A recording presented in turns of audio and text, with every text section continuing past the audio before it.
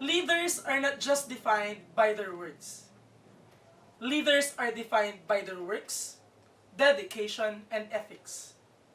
A few days from now, we are going to elect a new set of student council officers. Who among these aspirants will usher San Beda to fight for freedom and change? Who among these leaders will be the new future of the institution? Ladies and gentlemen, I am Cohen Montesa, and this is the Bedan One-on-One.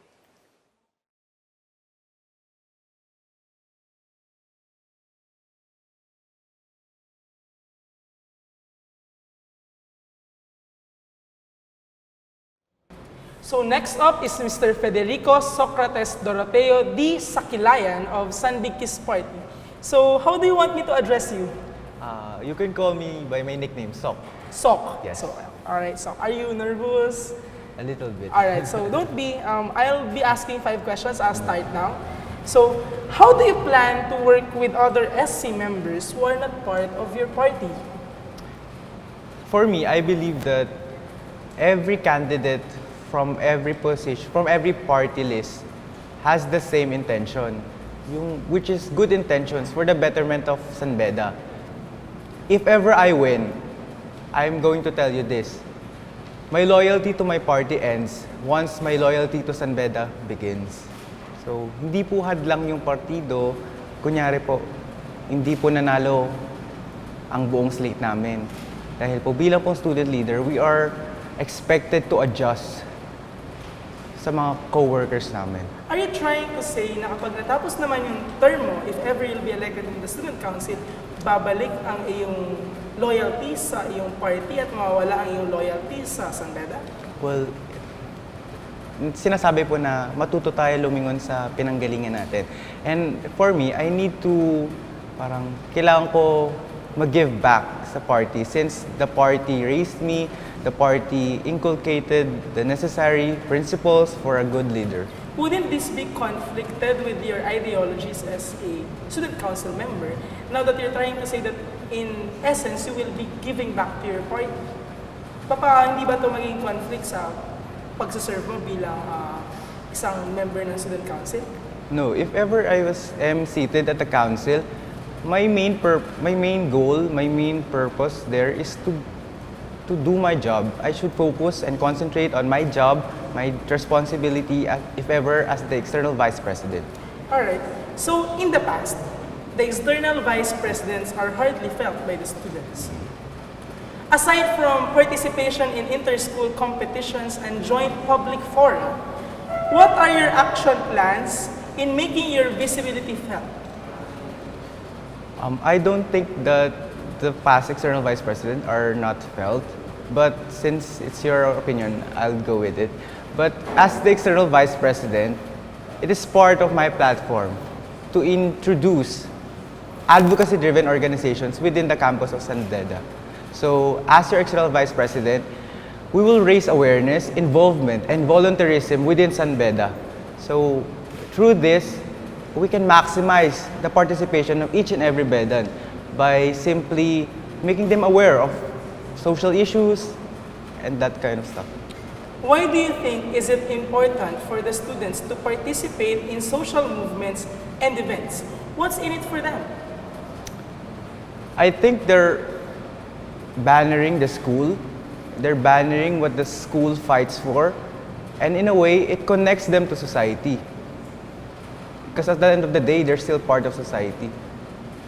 So you think by participating in movements, social movements, it's one way of showing them you're from San Beda. Are you trying to say that? In a way, yes. But you see, we should know what kind of movements we adhere to since we're Bedan. So we have to choose the movements we choose. So tell us how you plan to address any criticism you may encounter from anyone at any point during your administration. if ever I encounter criticisms, I would not let this affect my reign. I would use this to empower, and I would use this to strengthen myself and I will never show it to the Bedan community that I'm affected by any criticism. Convince us that you're not running for this post just to beef up your resume.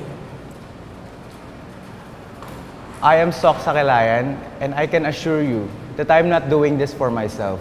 I'm here for the Bedan community. I'm here to give back to the Bedan community. I'm not doing this for myself. I'm doing this for you. You're doing this for the Bedan community. Are you not doing this for your party?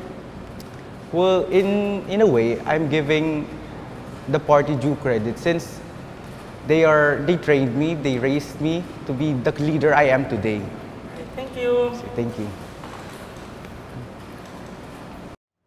We are now with Mr. Jose Miguel S. Sarmiento of ang Pagbabagong Mithi Party. So, Mr. Sarmiento, how should I address you? Migui. Migui. Alright, Migui. Miguel, I'll start now with the questions. Alright, so. Convince us that you're not running for this post just to beef up your resume. Just to quote Walden Bello, you can only trust with power the people who say no to power. So I was not really groomed para tumakbo sa student council. Dati nga rin ang ordinaryong bedista lang din. But when Mithi came, I realized that this is the time. This is my time to be the instrument for the change that we all have been clamoring for. Na kailangan natin ng mga reforma, kailangan natin ng mga bagay na hindi lang naka-ground sa kung ano yung binigay sa atin, the status quo. We should learn how to challenge and change it kung based sa kung ano yung nararapat. So what is the connection of the coming of Mithi to beefing up of your resume? Yung Mithi kasi, I'm running not because I want to beef up my resume, but because I want to serve. Because I've been serving students since high school pa. So, I think the passion and dedication is already here. And hindi mo na siya mawawala. It's something exceptional na hindi ko na siya ginagawa for the sake of resume. I'm doing it for the sake of other people. How do you plan to work with other SC members who are not part of your party? I think we all share the same goal for the school. And kahit na hindi ko naman kapartido yung mga nakaupo sa pwesto sa student council, maaari pa rin nating mailaban yung mga plataforma na aming inihahandog ngayon sa ang pagbabagong Mithi. Dahil naniniwala ako na kami lang yung nagdadala bilang plataforma na yon, pero alam ko na naniniwala din yung ibang tao sa plataforma na dala namin.